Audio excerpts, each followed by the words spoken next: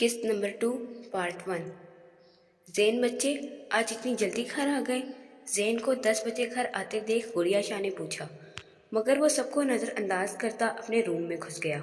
शाह बीबी के नवाब का मूड खराब है, अल्लाह हवेली वालों की खैर करे। गुड़िया शाह बड़बड़ाती किचन की तरफ बढ़ी। भाभी छोटे शाह गुस्से में हैं। गुड़िया शाह ने काम कर रही मिन्हाज बेगम को बताया। घर आ गया है क्या?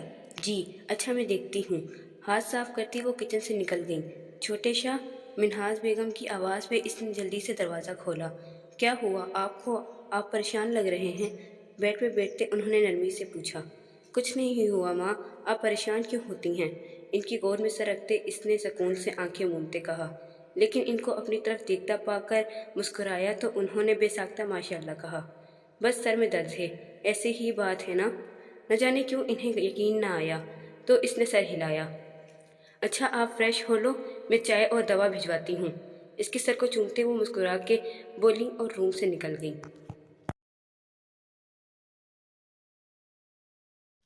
अलीना, आज तुम्हारे शाह का मूड खराब होने वाला है। मीर ने मोहब्बत पाश नज़रों से इसे देखा। अलीना ने आईब्रो अचका कर इसे देखा। अपनी यूनी में जो न्यू मिसेस आयशा आई है ना, उन्होंने घुमाकर एक थप्पड़ जैन के मुंह पे जड़ दिया और जैन बहुत गुस्से में निकला है यहाँ से। मीर ने बताते इसकी तरफ देखा जो मुंह खोले इसे देख रही थी। मक्खियों ने घर बना लेना है, शरारत से कहते मीर ने अलीना का मुंह बंद किया। बकवास नहीं करो। अच्छा भाई ने कुछ नहीं कहा उसको? इसने हैरानी से पूछा। नहीं, धाड़ने वाला शेर अब म्याऊं म्याऊं करेगा। मीर ने हंसते कहा तो अलीना का कहका छूटा। इसको हंसते देख मीर ने संजीदगी से इसे देखा। अलीना, मुझे शादी करनी है। क्यों? शादी करके क्या करना है? एक कबड्डी टीम बनानी है। मीर ने सर पीटते कहा। तो ऐसे ही बना लो, इसमें सर क्यों पीट रहे हो? अलीना ने दांत दिखाते पूछा। यार बच्चे चाहिए मुझे, मीर ने चिढ़ते हुए कहा। अच्छा जाओ अडॉप्ट कर लो, चलो किसी मासूम का भला हो जाएगा। नहीं, मैं खुद बच्चे पैदा कर सकता हूँ, मुझे अडॉप्ट करने की ज़रूरत नहीं है। मीर ने सीना फख्र से चौड़ा किया। हाँ हाँ हाँ, वाओ वाओ, गुड, तुम में भी ये हुनर है। चलो अच्छा हुआ, लड़कियों को भी रेस्ट मिल जाएगा। वैसे आपस की बात है, कितने बच्चे पैदा करने का इरादा है? बामुश्किल हंसी रोक के संजीदगी से पूछा। कम से कम 10-20। और तुम क्यों हंस रही हो? बेध्यानी में बोलते जब इसको हंसते देखा तो इसकी बात पे गौर किया तो इसे घूरने लगा। हाँ हाँ हाँ, अलीना पीठ पकड़कर हंसने लगी। रुको तुम्हें बताता हूँ मैं। अलीना को भागते देख में अमीर इसके पीछे दौड़ा। वो हंसती खिलखिलाती भाग रही थी।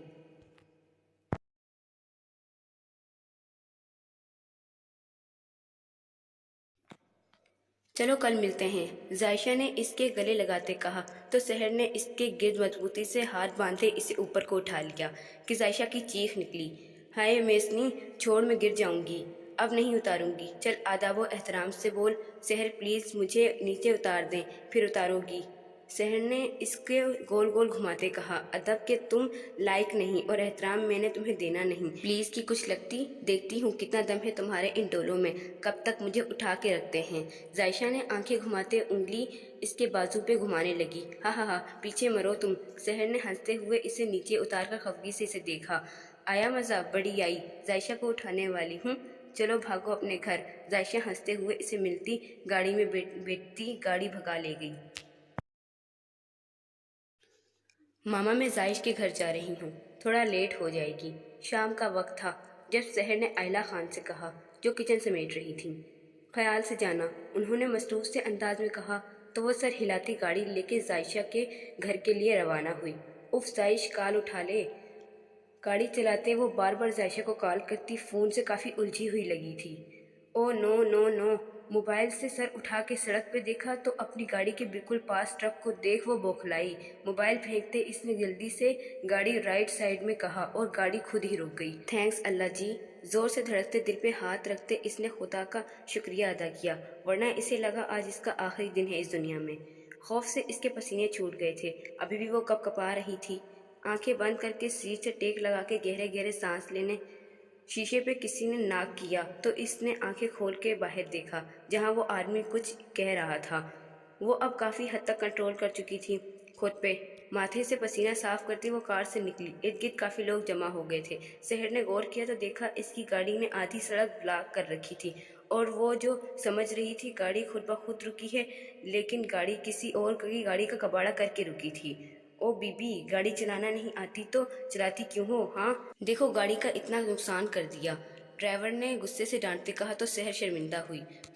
ये क्या तरीका है लड़की से बात करने का? अभी वो कुछ कहती कि अकब से आने वाली आवाज़ पे थमी, पर इस सर उन्होंने गाड़ी बन जाएगी, आप ले जाएं ये दोनों गाड़ियाँ ठीक करवाने। वलीद ने ड्राइवर को दोनों चाबी देते सर्द लहजे में कहा तो शहर ने मुड़ के वलीद को देखा, जो अब इसे ही देख कम घूर ज्यादा रहा था।